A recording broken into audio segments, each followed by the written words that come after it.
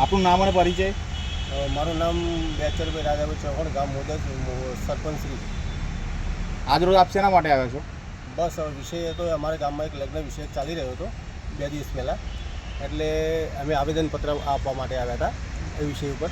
તો ત્યારે અમદાવાદ અમે પીએસઆઈને પણ મળવા માટે ગયા હતા, બરાબર. તો અમને નહોતા મળ્યા, પણ રૂબરૂમાં નટુભાઈ બીટ જમાદાર અમારા જે ખરાનું, એમને અમે મેસેજ આપ્યો કે સાહેબ તમે એટલા તરી મેસેજ આપો તો મોદતના સરપંચશ્રી આવ્યા છે, બરાબર, તો એમને થોડો એટલે મેસેજ આપો એમ.